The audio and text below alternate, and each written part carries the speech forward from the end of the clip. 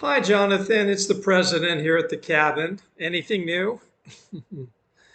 Well, last night we had an amazing event at the White House, and it looked a little bit like the majesty of 16th century England. We had a number of guests who were dressed in full regalia and costume. We had all the harps playing, and we did something quite amazing. Well, what you heard was true. We actually invited representatives of 78 different countries to send some of their really most impoverished individuals, people who make a living cleaning houses and toilets and so forth. And we exalted these people. We actually gave them a hero's welcome. And there was a dance that we did where we actually embraced and thanked and prayed for these fine people. Well, I'm going to tell you one of the goals of my White House is not to be an America of privilege, but an America of charity. And this ceremony, which was so gorgeous and so opulent, contained within its heart a moment where we actually honored the efforts of the most humble. So I'm just feeling all warm and tingly inside about it. So you'll be hearing about it on the news. Now, there's a rabbi who'd like to speak to me. What did I do wrong? I'm joking, of course. Oh, that rabbi. Oh my goodness. Yes, we've been old friends. He's part of the Orthodox community in Brooklyn.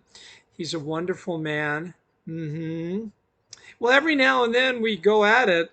And I've talked a lot about the divinity of Jesus Christ, and I think he may have a little bone to pick with me. So put him on the phone.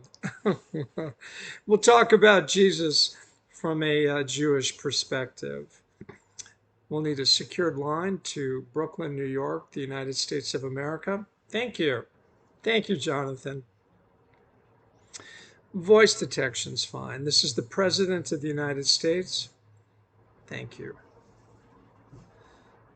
Okay. Hello, Rabbi. It's Michael. How are you? Good. Shabbat Shalom. Yes, I have a mezuzah right here on my desk, and I should probably place it on my doorpost correctly, but you'll have to help me with that. Rabbi, have I said something wrong? Did you want to talk to me about one of my recent statements? Well, right? Yes, yes. Jewish is, of course, Jesus. Mm, Jewish and Jesus. Okay. Well, the truth of the matter is, oh, okay. Well, that's something we can talk about. The Jewish nature of the Jesus, right? His mission and following. Well, all of the early followers of Jesus were, in fact, Jewish. Are we on board with that? Okay. Well, there's something I'd like to share with you, Rabbi, and please don't take offense to this, but there was a little bit of a hijacking of the Jewish faith prior to Jesus' arrival in the world. Well, we're old friends, so we could talk about this. And I love the Jewish people more than love. I adore the Jewish people. This is not about the Jewish people. In fact, if you did a DNA test on me, I probably have a lot of Jewish ethnic blood myself, although I can't prove that. But something quite interesting happened before Jesus' arrival. Just really quick, a little history. The Hasmonean dynasty, and their first real leader was Simon.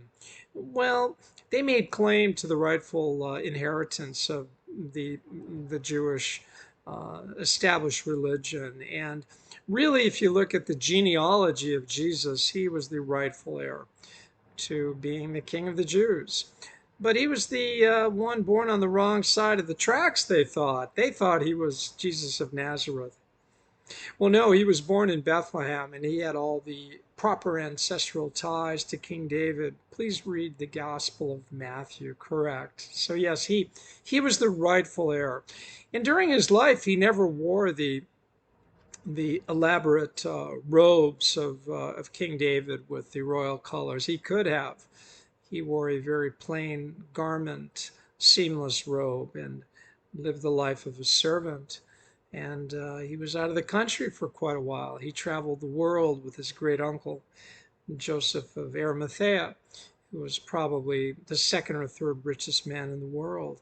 And that's why the birth of Jesus was frequented by the kings, right, of the Magi, right, from Persia, Arabia, and from the Far East. Well, they knew, in fact, by looking at the stars, that this was more than just a Mashiach, a human Messiah, but rather was a macrocosmic event. Do you understand, Rabbi? Macrocosmic, meaning it was actually painted in the stars and the constellations that the very Son of God would come to the world. So I hope we can talk about this further. Well, I know you're open to receiving Jesus. Just remember something, he's your kin. Aren't you going to be proud to know that one of your very own came to save our world? Well, I appreciate you being open to this. And I think, honestly, my Jewish friends have been very patient with me. And I've been very, very deliberate and very, very gentle, but at the same time assertive in my statement that Jesus is not only the Savior of the world, but he is very specifically the Jewish Messiah. Very good. Well, you have a good night. We'll talk again. Good night, Rabbi.